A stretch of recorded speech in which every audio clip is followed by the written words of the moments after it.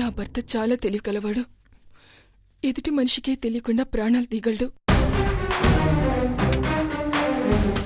ఇప్పుడు కోమల్ గారి ద్వారా ప్రయత్నించాడు, రేపు మరొకరి ద్వారా ప్రయత్నిస్తాడు. చంపాలని నిర్ణయించుకున్నాడని నాకు అర్థమైంది. చంపుతాడు, నా బిడ్డను చంపేస్తాడు. అంతకుముందే నన్ను చంపేయండి డాక్టర్. ఇంకా మనిషిని నేను చూడలేను. నన్ను చంపండి డాక్టర్, చంపండి. అలాగేనమ్మా, చంపేస్తాను.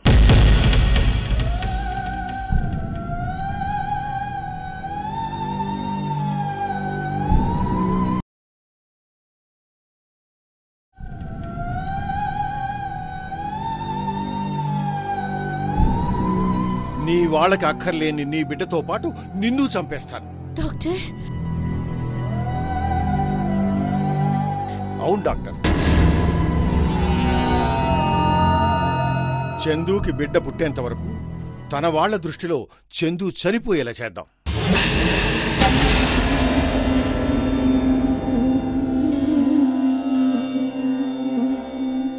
మరి తనని? చందుని జాగ్రత్తగా నేను చూసుకుంటాను.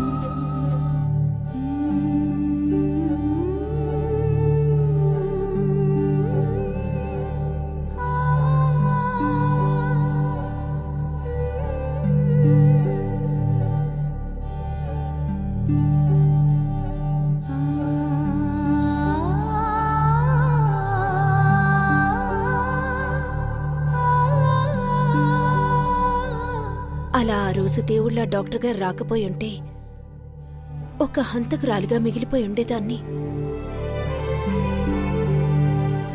చేసిన తప్పు తలుచుకుని జీవచ్చవాన్నయ్యేదాన్ని. ఆ విషయంలో దేవుడు డాక్టర్ గారి రూపంలో నన్ను కాపాడాడు. డాక్టరమ్మా,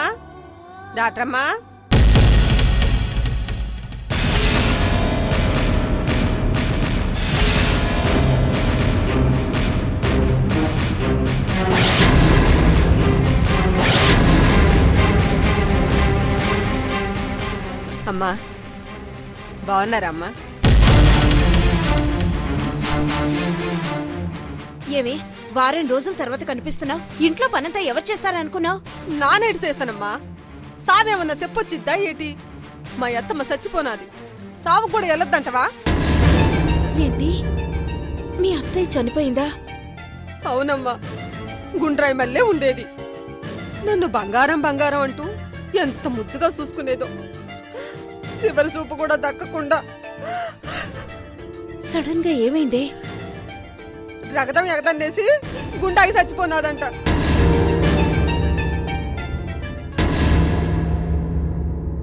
ఈ అమ్మా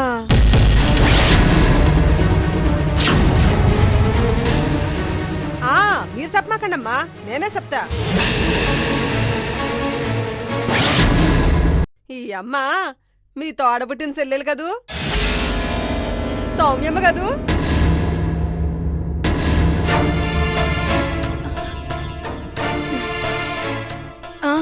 అవును, భలే గుర్తుపట్టావే. మరేటి, ఆ అమ్మ గురించి మీరు వర్ణించి చెప్పేవారు కాదేటి? ఆ మాత్రం పోసుకోలేనేటి నేను? ఇదిగో సౌమ్యమ్మ, డాక్టరమ్మ నీ గురించి చెప్పని పొద్దంటూ లేదు. నోరు తెరిస్తే చాలు సెల్లెమ్మా అంటూ నీ గురించే చెప్తా ఉంటది. అంత పేనం ఆ అమ్మకు నువ్వంటే.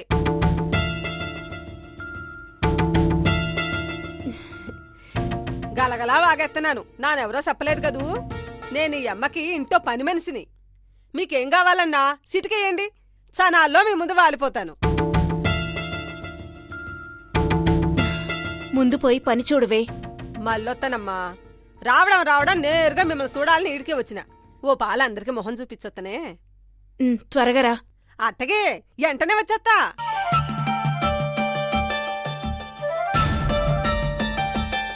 అబ్బబ్బబ్బబ్బా ఏదో మతి మరుపు. అమ్మ సౌమ్యమ్మ, ఇప్పుడే వచ్చేత్తా, సిటుకలో వచ్చేస్తాను, ఉండండే. ఆ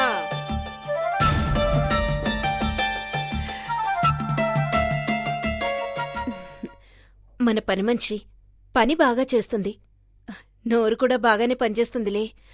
ఇంతకీ మధ్యాహ్నం భోంచేశావా? చేశానక్క. ఏం చేసావో ఏంటో, ఉండు కాస్త జ్యూస్ తీసుకొస్తాను. అలాగే నాకు కూడా ఓ గ్లాస్ ఇస్తే బాగుంటుందేమో కదమ్మా.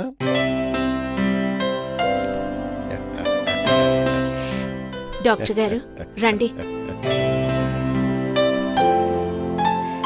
ఏమ్మా చందు, ఎలా ఉన్నావమ్మా? బాగున్నానండి. God bless you. నాకు తెలుసమ్మా, డాక్టర్ కోమల కేర్లో ఉన్నావంటే నీకు ఎలాంటి ప్రాబ్లము ఉండదు. ఇప్పుడే వస్తాను. ఏమ్మా, మెడిసిన్స్ అవి టైంకి వేసుకుంటున్నావా? వాడుతున్నానండి. గుడ్. చూడమ్మా, నువ్వు శారీరకంగానే కాదు మానసికంగా కూడా బలంగా ఉండాల్సిన సమయం అమ్మా ఇది. మీరైనా చెప్పండి డాక్టర్. తన వాళ్ళని తలుచుకొని బాధపడుతుంది. ఒకసారి వెళ్ళి చూసి రావాలని ఉందట. No no no no no, నువ్వు అలాంటివేం పెట్టుకోవద్దమ్మా. నీకు తెలుసా, నిన్నిక్కడికి సేఫ్గా తీసుకురావడానికి ఆ రోజు మేము ఎంత కష్టపడ్డాం.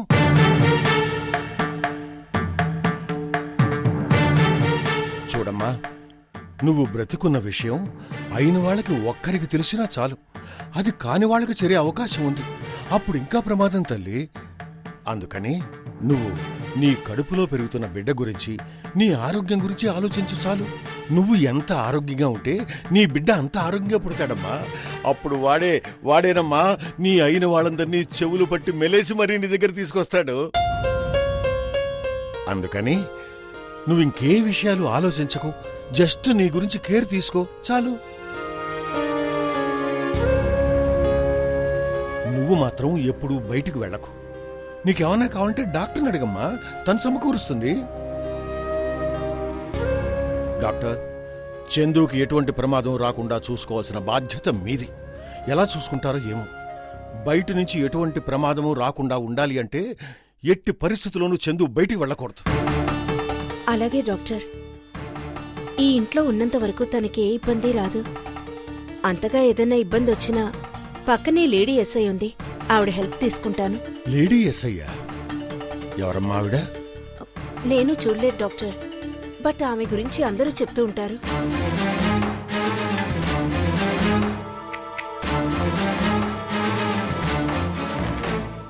Thank you doctor. మంచిది. వస్తాను. చందు జాగ్రత్త. అలాగే డాక్టర్. చందు, ఆరోగ్యం జాగ్రత్తమ్మా. వస్తాను. బాయ్.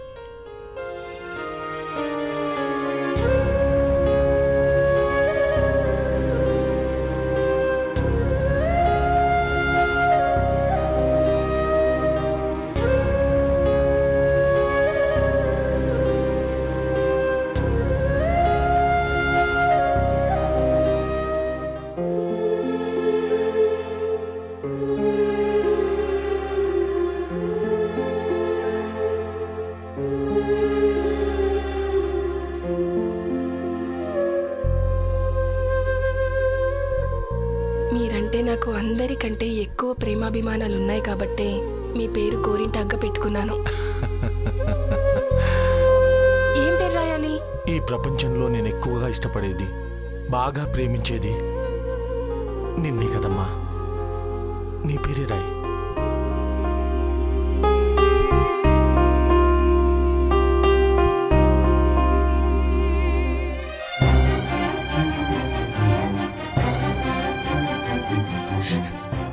మర్చిపోలేకపోతున్నాను నాన్న. మర్చిపోవాలమ్మా, మర్చిపోవాలి. నీ ఒళ్ళో ఒకసారి పడుకోవాలనుంది నాన్న.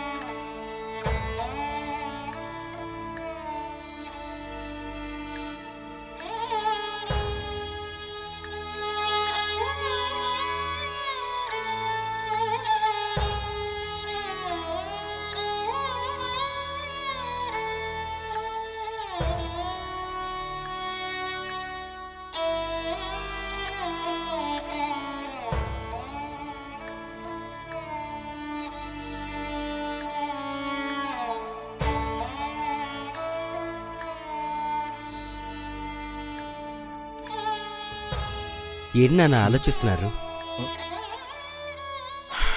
ఏం లేదురా. నాతో చెప్పకూడదు అనుకుంటున్నారా? చచ్చా, అదేం లేదురా. రాధికత్తయ్య గురించి ఆలోచిస్తున్నాను. తనక్కడ హాయిగానే ఉందిగా. చందు తన కూతురని తెలియదు కాబట్టి హాయిగానే ఉండొచ్చు. చందు తన కూతురని తెలిస్తే తెలియాల్సిన అవసరమే ఉంది నాన్న. ఇప్పటికైతే అవసరం లేదు, కానీ ఎప్పటికైనా తెలియాలిగా. ఇప్పటికే చందు గురించి తలుచుకొని తను బాధపడుతుంది.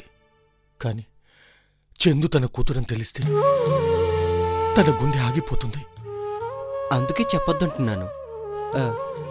అత్తయ్య తన కూతురు ఏదో చోట బతికి ఉందని చాలా సంతోషంగా ఉంది. అత్తయ్యని ఆ భ్రమలోనే ఉండనియండి. కానీ ఎప్పటికైనా చందు తన కూతురని తెలిస్తే, ఎందుకన్నయ్యా ఇంతకాలం నాకు ఈ నిజం చెప్పలేదు అని అడిగితే నేనేం చెప్పగలనరా? తోడబుట్టిందాని కళ్ళల్లోకి సూటిగా చూడలేని క్షణాలు నేను తట్టుకోలేనురా. జరిగేవన్నీ మిమ్మల్ని అడిగి జరిగాయా? జరగబోయేవి అంతే. వాటి గురించి ఆలోచిస్తూ కూర్చుంటే జరిగేవి జరక్క మానవు. ఆలోచనలు ఆరోగ్యాన్ని పాడు చేస్తాయని మీరే చెప్పారు. మీ ఆరోగ్యం పాడైతే మాకు దిక్కెవరు నాన్న? చందు కష్టాల్లో ఉంది. అవి తీరగానే ఈ తల్లి బిడ్డల్ని కలపాలని ఆశపడ్డాను. జీవితాంతం కష్టపడ్డ నా చెల్లెలు తన కూతురు కూడా తనలాగే కష్టపడుతుందని తెలిస్తే తట్టుకోలేదని ఇంతకాలం ఆగాన్రా. కానీ ఆ దేవుడు తల్లికి బిడ్డను శాశ్వతంగా దూరం చేశాడు. నన్ను నేరస్తుని చేశాడు. కళ్ళ ముందున్న కన్న కూతుర్ని తన బిడ్డ అని చెప్పకపోతే ఏ తల్లి క్షమిస్తుంది చెప్పు? దయచేసి జరిగిన విషయం గురించి మర్చిపోండి. మీకు మీ చెల్లెలు కోడలే కాదు, మిమ్మల్ని నమ్ముకుని ఒక కుటుంబం ఉంది. అది గుర్తుంచుకోండి. ఏమీ చేయలేని వాటి గురించి ఆలోచించి మీరు బాధపడి మమ్మల్ని బాధ పెట్టకండి.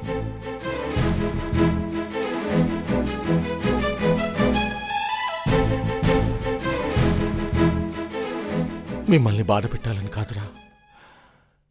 జీవితంలో మొదటిసారి తప్పు చేశానేమోనని నా మనసు అనుక్షణం నన్ను బాధిస్తుంది. దానికి సమాధానం చెప్పుకోలేక సతమతమవుతున్నానంతే. కొంచెం తలనొప్పిగా ఉందిరా.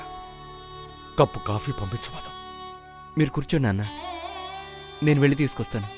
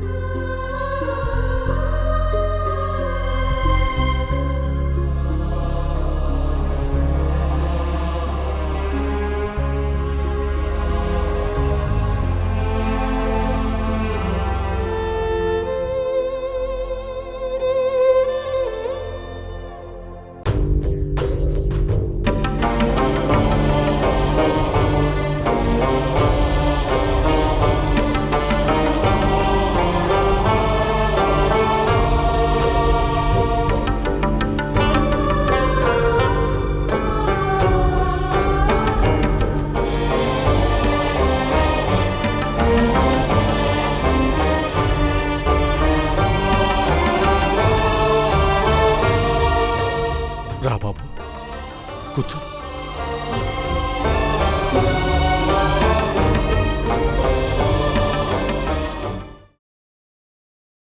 కూర్చో బాబు.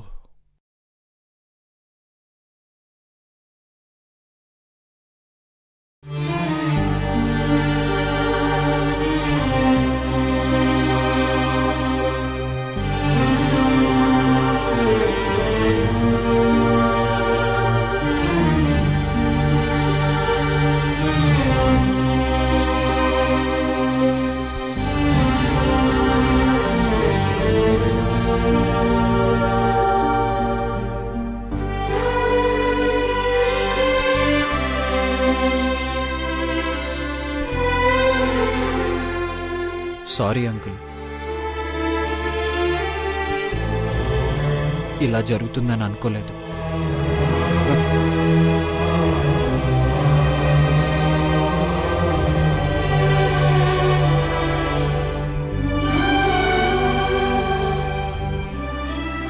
విశాల్, కార్తీక్ వచ్చాడు.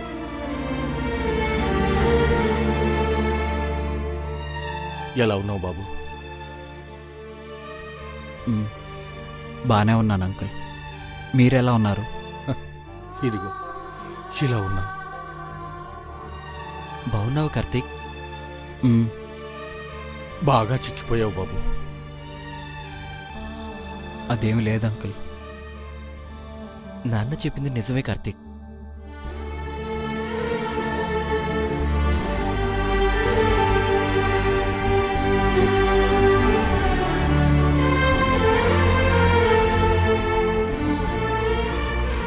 ఇంకా చందు గురించి ఆలోచిస్తున్నావా?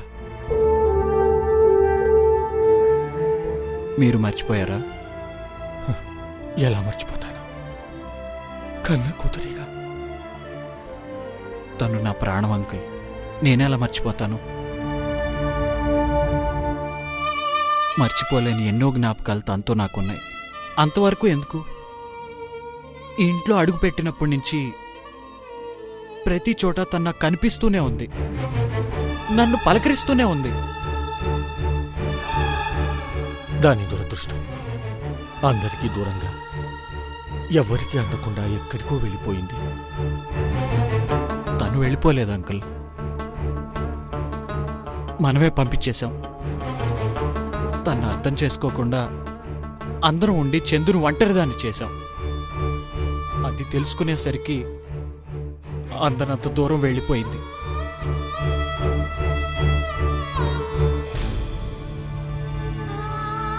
కార్తీక్, మీ పెళ్లి పనులు ఎంతవరకు వచ్చాయి? ఇంకేం పెళ్లి విషయాలు? అంటే పెళ్లి చేసుకోవా? ఆ ఆలోచనే లేదు అంకుల్. చూడు బాబు, నీకు చాలా జీవితం ఉంది.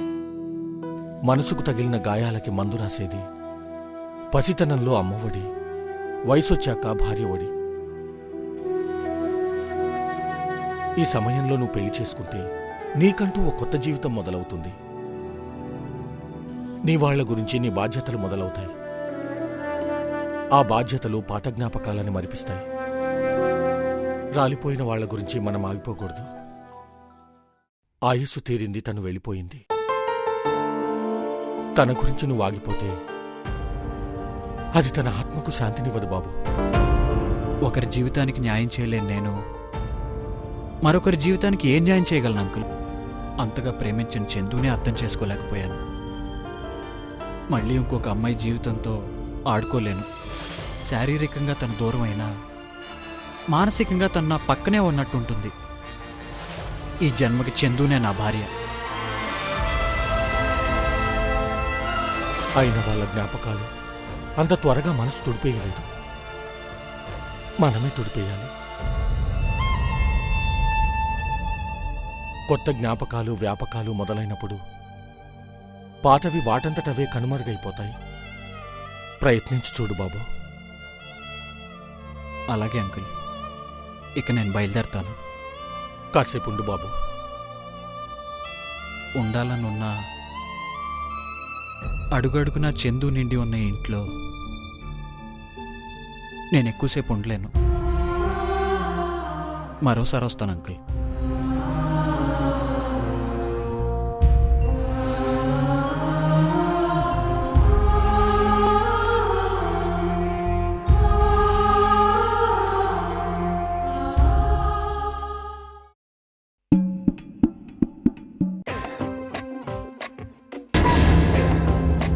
చీరనైనా కాకపోతిని నీ చేయిని తాకగా అత్తరికిట్ట జంతరితా.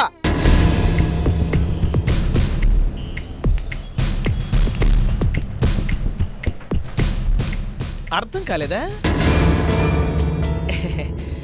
నీ చేతిలో చీరనైనా బాగుండేది, హాయిగా నలుగుతూ ఉండేవాణ్ణి అని అర్థం. అంత సరదాగా ఉంటే రా, నిన్ను ఈ చీరలో పెట్టి మడతేస్తాను. ఆ మాత్రం కెపాసిటీ నీకుందనుకో. కాకపోతే ఈ చీర మడిచేలోపు నువ్వు ఇక్కడి నుంచి వెళ్ళలేదనుకో, ఎలా పోతే యశోదర్ గారు ఇక్కడికి వస్తారు. ఏదో మరదలో కదా అని సరసమాడాను. ఆ మాత్రం రిలేషన్ లేదా మన మధ్య? వదిలే సుజికి, నేను వెళ్ళొస్తానే. రావద్దు, వెళ్ళిపో. రావద్దంటే రావు. ఏం భయం మాకు? స్థల ప్రభావం, కనీసం భావనన్న మర్యాద కూడా లేదు. ఛ! చా ఎందుకులే, వెళ్తాం. మాకన్నా భయమా?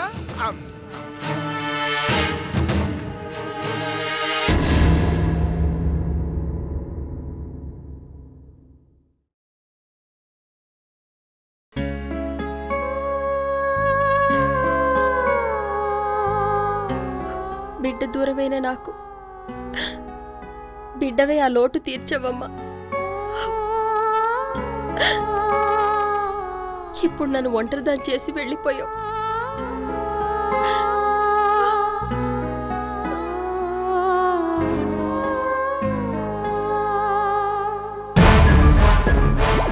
నిన్ను ప్రేమించిన కార్తీక్ని నా ఇంటికి అల్లుణ్ణి చేసుకుని నిన్ను చిత్రవద చేసి నీ తండ్రి మీద పగ తీర్చుకోవాలనుకున్నాను. కావలసిన మనిషిని కలుసుకోలేకపోతే ఆ నరకం ఎలా ఉంటుందో నీ తండ్రికి చూపించాలనుకున్నాను. కానీ నా కలలు కలలు చేసి నువ్వు చనిపోయి నీ తండ్రిని నా నుంచి కాపాడావు.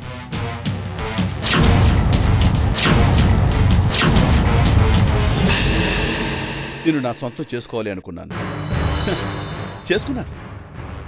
నీ బిడ్డ ద్వారా నా కోట్లాస్ వస్తుంది, దాన్ని ఎంజాయ్ చేయాలి అనుకున్నాను. నా బ్యాడ్ లక్, నా నుండి దూరంగా పారిపోయావు. పారిపోవడం కాదు, ఏకంగా పైకి వెళ్ళిపోయావు. బ్యాడ్ లక్, నా బ్యాడ్ లక్. చిరాకు వచ్చేస్తుంది, దాన్ని చూస్తేనే చిరాకు వచ్చేస్తుంది.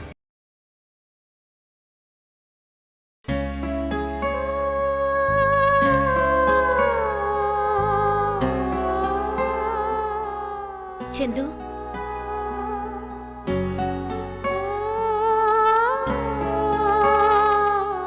ఏంట్రా ఇంట్లో వాళ్ళు గుర్తొచ్చారా? అయిన వాళ్ళ జ్ఞాపకాలు మనసు పిండేస్తుంటే ఆది చేష్టలు గుర్తొచ్చి భయపెడుతున్నాయి. అంతేనమ్మా, ఒంటరితనం ఎప్పుడూ ఒంటరిగా ఉండదు, తోడుగా జ్ఞాపకాల్ని తెచ్చుకుంటుంది. ఆ జ్ఞాపకాలు అందమైనవైతే ఆనందాన్నిస్తాయి, వికృతమైనవైతే నరకం చూపిస్తాయి. నా దురదృష్టం కొద్దీ నా జీవితంలో చేదు జ్ఞాపకాలు ఎక్కువక్క. గతాన్ని తలుచుకుంటూ కూర్చుంటే భవిష్యత్తు గుర్తుకు రాదు. భవిష్యత్తు గురించి ఆలోచన లేకపోతే మంచి జీవితం లభించదు. అందరి గురించి ఆలోచించుకుంటూ కూర్చుంటే నీ గురించి ఆలోచించేదెవరమ్మా?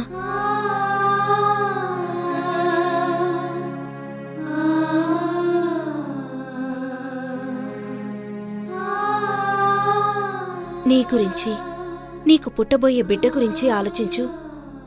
వాడికి అందించాల్సిన మంచి భవిష్యత్తు గురించి ఆలోచించు. అది నీ భవిష్యత్తుకి పునాది వేస్తుంది. నా భవిష్యత్తు పైన నాకు ఆశ లేదక్క. ఆశ లేకపోతే మనిషికి జీవితమే లేదు. ఆశ లేని మనిషి ఈ సృష్టిలో ఎవ్వరూ ఉండరు. ఆశ మనిషికి శ్వాస లాంటిది. భవిష్యత్తే శూన్యమైనప్పుడు ఆశపడ్డానికి ఏముంటుందక్క? ఆ శూన్యంలోనే ఎన్నో అద్భుతాలుంటాయి. అవి కంటికి కనిపించవు కాబట్టే శూన్యం అంటాం. నీ భవిష్యత్తులో కూడా ఎన్నో అద్భుతాలు జరగచ్చమ్మా. నీ వాళ్ళందరూ నీకు దగ్గర కావచ్చు. కష్టంలోనే సుఖాన్ని వెతుక్కోవాలమ్మా, లేదంటే అడుగు ముందుకు పడదు. నీ స్థానంలో ఇంతకు ముందు నా తండ్రి ఉండేవాడు. అలసిపోయినప్పుడు చేరదీసేవారు. కష్టంలో ఉంటే ఆత్మీయతతో ఓదార్చేవాడు. నీలో మా నాన్నని చూస్తున్నానక్క. నీకు నేనున్నాన్రా, కానీ నాకెవరున్నారు చెప్పు? ఒంటరిగా ఉన్నా ధైర్యంగా ఉండటం లేదా? అలాగే నువ్వు ధైర్యంగా ఉండాలి. నీకెవరూ లేరా అక్క? కనీసం ఎప్పుడు నిన్నెవరూ చూడ్డానికి కూడా రారు.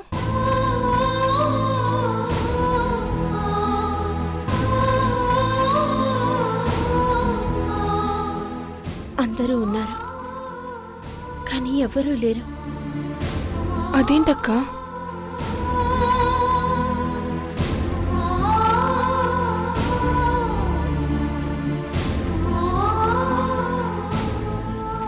ఆడపిల్లలు ఆకాశాన్ని అందుకుంటున్న రోజులివి. ఎంతో మంది ఆడపిల్లలు ఎన్నో రంగాల్లో ప్రపంచాన్ని శాసిస్తున్నారు. హ్మ్. నా తండ్రికి మాత్రం ఆడపిల్లలంటే అసహ్యం. కట్టుకున్న భార్యని ఇంటికి దాసి అని నమ్మేవాడు. హ్మ్. కన్న కూతురైన నన్ను ఇంటి పని మనిషి కంటే హీనంగా చూసేవాడు. కొట్టేవాడు, తిట్టేవాడు. చేత్తో కొడితే చెయ్యి కందిపోతుందని కాల్తో తన్నేవాడు. సుఖం మాత్రం తను తీసుకుని కష్టాలని, కన్నీళ్ళని మా అమ్మకు నాకు సమానంగా పంచాడు. హ్మ్. మా దురదృష్టం, మా అమ్మ మళ్ళీ నెలతప్పింది. పుట్టబోయేది కొడుకు అనుకున్నారు, కానీ 9 నెలల తర్వాత కొడుకు కాదు కూతురని మా అమ్మ నిరూపించింది. అప్పటి వరకు కొంచెమైనా మనిషిగా ఉన్న మా నాన్న మృగమయ్యాడు. పసిపిల్ల పాల కన్నా తన తాగుడికి ప్రాధాన్యం ఇచ్చేవాడు. ఆ మత్తు దిగే వరకు అమ్మను నన్ను చిత్రవధ చేసేవాడు. పెరిగే కొద్దీ నా చెల్లెలు కూడా ఆ దెబ్బల్లో భాగం పంచుకుంది. అంతకాలం ఓర్పుగా ఉన్న నేను దాన్ని కొడుతుంటే చూసి సహించలేకపోయాను. ఎదురు తిరిగాను. ఆ పసిదాన్ని తీసుకుని ఇల్లు దాటాను. దాని పాల కోసం పని మనిషినయ్యాను. దాన్ని పెంచడం కోసం పాచి పనులు చేశాను. నా తండ్రి నాకు ఏవి నేర్పించకపోయినా కష్టపడ్డం నేర్పించాడు. అదే నాకు పెట్టుబడయింది. అలా వెళ్తే ఎటు వెళ్ళేవాళ్ళము. ఒకరోజు ఒక చర్చ్ ఫాదర్ మమ్మల్ని చూసి చేరతీశాడు. చదువులు చెప్పించి సహాయం చేశాడు. ఆయన దయ మమ్మల్నిద్దరినీ ఈ స్థాయికి తీసుకొచ్చింది.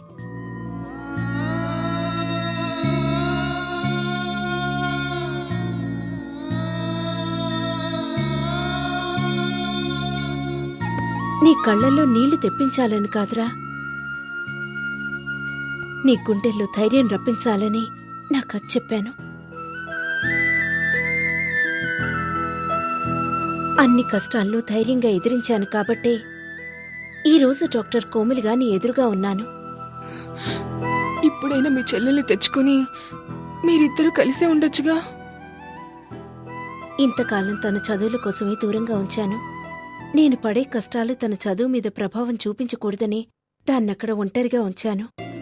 మరి ఈరోజు డాక్టర్గా ఉన్నావు కదక్కా, పెళ్లి చేసుకుని హాయిగా నీకంటూ ఓ మంచి జీవితాన్ని ఏర్పరచుకోవచ్చు కదక్కా. నా చెల్లెలంటే నాకు ప్రాణం.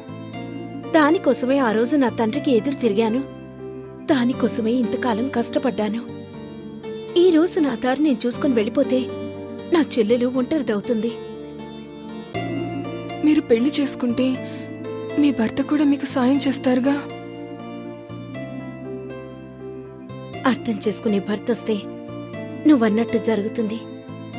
కానీ అర్థం చేసుకోకపోతే నా చెల్లెలు అనాథ అవుతుంది. అది నాకిష్టం లేదు. నా చెల్లెలు జీవితం కోసం నేనేమైపోయినా పర్వాలేదు, అది బావుండాలి, అంతే.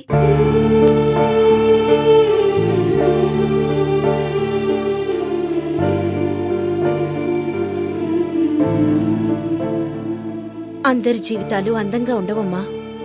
మనసు విప్పి చెప్తే మనిషికో కథ ఉంటుంది. అందుకే జీవితంలో దేనికి అధైర్యపడకు.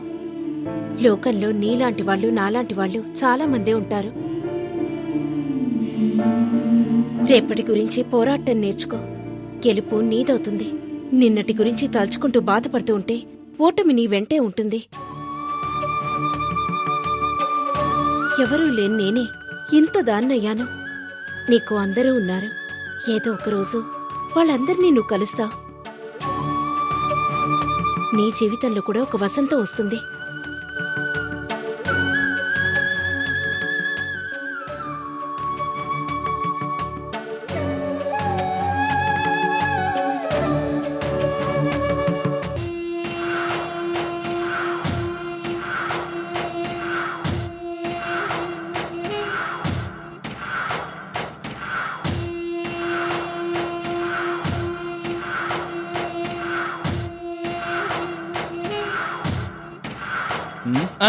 అబే ఏం లేదండి.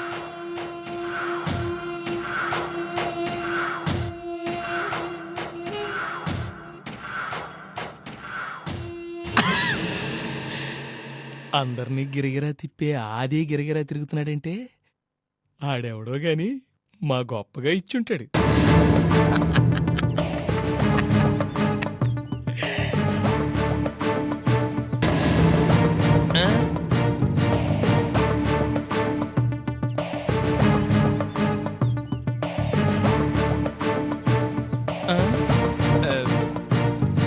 ఏంటి ఏదో గొడుకుతున్నట్టున్నావు?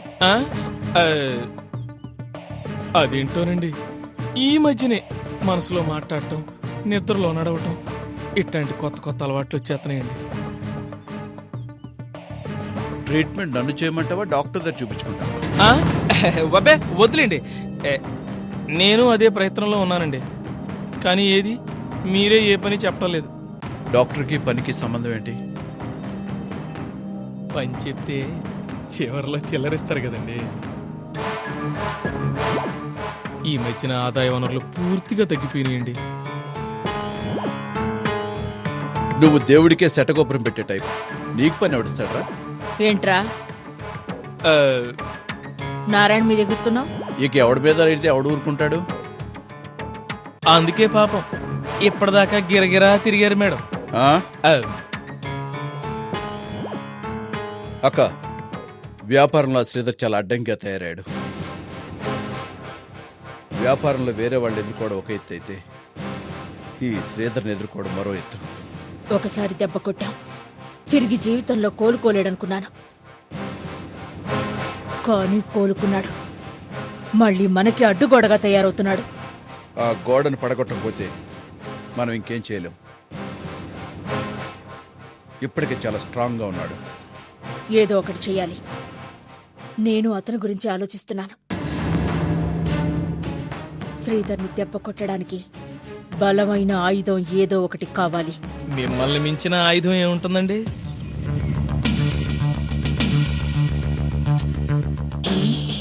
అంటే మగాడి మీద కత్తులు తుపాకులు పనిచేయకపోవచ్చు గాని, ఆడది తన వాలు చూపు విసిరితే మహాపర్వతం లాంటివాడు కూడా మట్టి కరవాల్సిందే. ఈ మధ్యన ఎలాగూ గెటప్ కూడా మార్చారు కదా, రొమాంటిక్గా ఓ టచ్ ఇచ్చి చూడండి. ఈ మార్పు నా కోసం, కేవలం నా కోసం. ఏమండి, మీకోసం ఒకటి, వ్యాపారం కోసం ఒకటి, ఇన్ని చూపులుంటాయండి? ఉండాలి. దేని దారి దానిదే. మనం ఏం చేద్దాం అక్క? ఆలోచించి ఏదో ఒకటి చేద్దాం. ఎంత త్వరగా ఆలోచిస్తే అంత మంచిదక్క.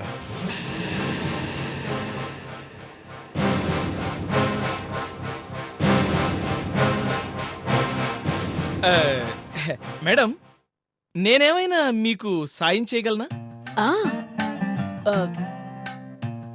ఒక సాయం చెయ్యి. ఏంటి మేడం? నువ్వు బయటికి వెళ్ళు. వెళ్ళి తిరిగి రాకు. మేడం, నన్ను కాస్త ఆలోచించుకోనివ్వు. వెళ్ళు. ఓకే.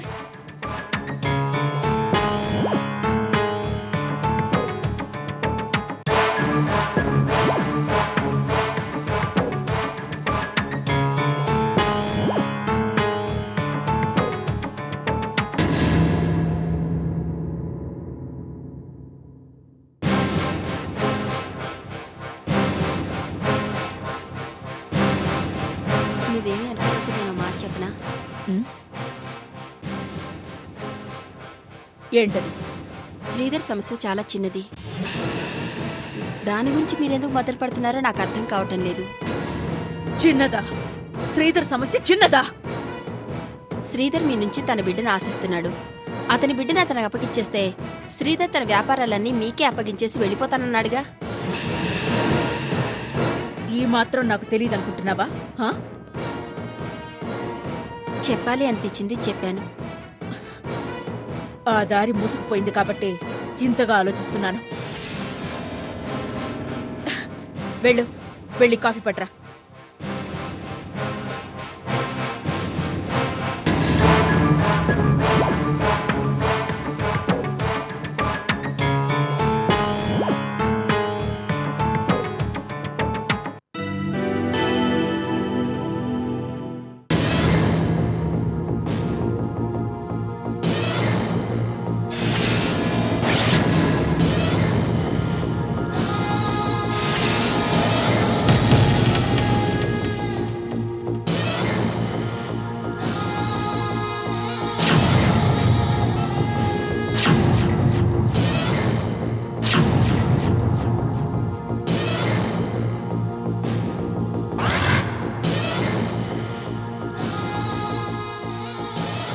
ఓరకరారు మహానుభావుడు. రప్పిస్తున్నావుగా? రమ్మని ఆహ్వానించలేదే? నీ జీవితంలోకి ఆహ్వానించని వాడివి నీ ఇంటికి ఆహ్వానిస్తావా? వచ్చిన పని ఏమిటో చెప్పు. చూడు శ్రీధర్, వ్యాపారంలో మనిద్దరం దరిదాపుగా సమానంగా ఉన్నాం. మనిద్దరి మధ్య ఎందుకీ పోటీ? వ్యాపారం అంటే కన్న తండ్రితోనైనా సరే పోరాడాలి. అప్పుడే సామ్రాజ్యాన్ని సృష్టిస్తారు, ఆర్థిక రంగాన్ని శాసిస్తారు. వాళ్లల్లో నేను ఒకదాన్ని కావాలి. రికమెండేషన్ చేస్తే ఆ స్థాయి రాదు, కష్టపడి పనిచేయాలి. నిన్ను రికమెండేషన్ చేయమను, నువ్వు చేస్తే ఆ స్థాయి వస్తుందనో నేను రాలేదు. మరి నాతో ఏం పని? బిజినెస్ గురించి మాట్లాడాలి. వ్యాపారమా, వ్యక్తిగతమా? వ్యక్తిగతమైన వ్యాపారం. అంటే వ్యాపారంలో ఉత్తర దక్షిణ ధృవాలుగా ఉన్న మనం కలిసిపోయామనుకో. అవెప్పుడూ కలవు. అవి కలవకపోవచ్చు, మనం కలుద్దాం. నో, వ్యక్తిగతంగానే నీతో కలవనివాణ్ణి. వ్యాపారంలో కలుస్తానలా అనుకున్నా? కలిస్తే లాభం ఉంటుంది. నీతో కలిసి చేసే వ్యాపారంలో వచ్చే లాభం కంటే నష్టమే సంతోషం. రాజీకొచ్చానని పెట్టు చేస్తున్నావు కదూ. ఇవన్నీ ఎందుకు? నేను ఒక విషయం చెప్తాను, ఆ పని చేస్తే మన ఇద్దరికీ మంచిది. ఏంటది? వ్యాపారంలో నీతో కలవటం కాదు, నా కూతురు నాకిచ్చి నా వ్యాపారాన్ని లాభాల్ని అన్నీ నీకు అప్పచెప్పి దూరంగా వెళ్ళిపోతాను. అదేంటి రాధిక చెప్పినట్టుగానే నువ్వు చెప్తున్నా?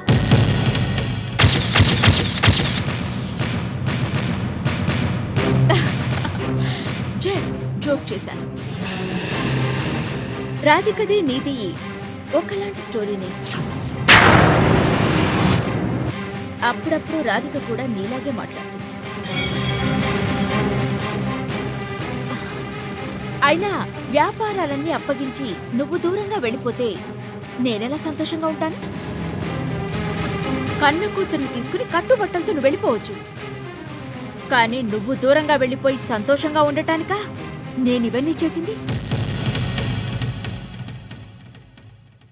నువ్వెప్పుడూ నా కళ్ల ముందే ఉండాలి. నా శత్రువుగానో మిత్రుడుగానో నువ్వుండాలి అంటే నీ కూతురు నా దగ్గరే ఉండాలి.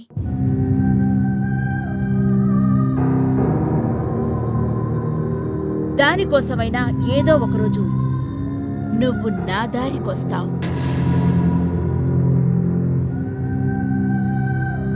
వ్యాపారంలో పైకి రావాలంటే 10 నిమిషాలు ఆలోచిస్తే చాలు, కానీ అలా ఆలోచించే టైం ఇవ్వకుండా ప్రతి క్షణం నువ్వు నన్ను డిస్టర్బ్ చేస్తూనే ఉన్నావు. ఇలా అయినా నాతో కలుస్తావని ఆశపడ్డాను, కుదరదంటున్నావు. అదేంటో దేన్నైనా సాధించగల ఈ యశోధర నీ విషయంలో ఏమీ చేయలేకపోతోంది. హ, ఎక్కువగా ప్రేమించుంటాను కదూ? నువ్వు అంతగా నన్ను ప్రేమించి ఉంటే ఇప్పుడు ఇంతలా నన్ను సాధించవు. ఏం చేయను, నాకింతకంటే దారి కనిపించడం లేదు.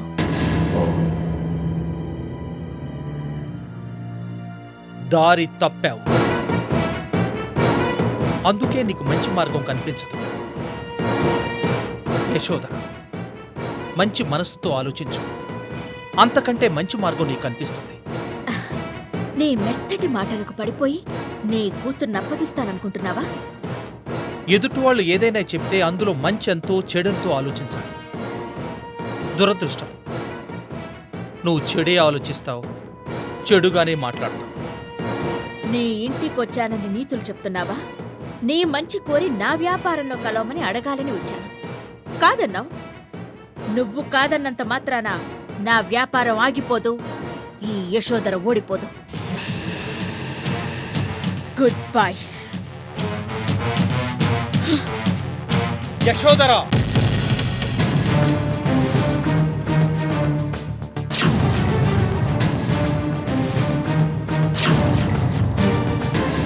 యశోదరా, నన్ను సాధించాలని ఇంతగా తపన పడిపోతున్నావు. అనుకోకుండా నా ప్రాణం పోతే నో నో, పోనివ్వను. ఆ యముడి పాశం కూడా ఈ యశోదరం దాటి నిన్ను తాకలేదు. ఒకవేళ తాకింది అంటే అంతకు ముందే ఈ యశోదర ప్రాణం పోయుండాలి.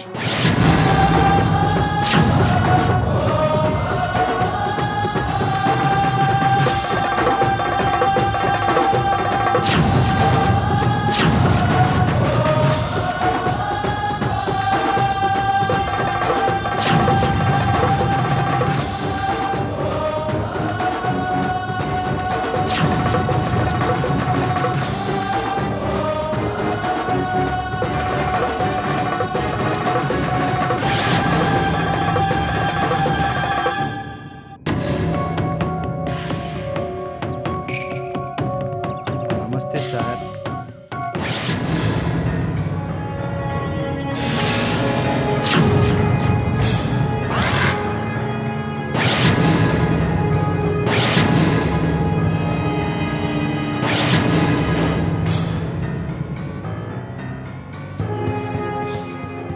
మళ్ళీ ఎందుకు వచ్చావు? పరిస్థితి సార్. డబ్బు ఇచ్చాను కదా. నువ్వులోనికి డబ్బులు అడిగితే కొబ్బరిలోనికి ఇచ్చారు. మీకు బయట మార్కెట్ రేట్లు తెలియట్లేదు సార్, బాగా మండిపోతున్నాయి. తిరే, నేనేమన్నా కిరాణా కొట్టి మెయింటైన్ చేస్తాను అనుకుంటున్నావురా రేట్లు తెలుసుకోవడానికి? తెలుసుకోవాలి సార్.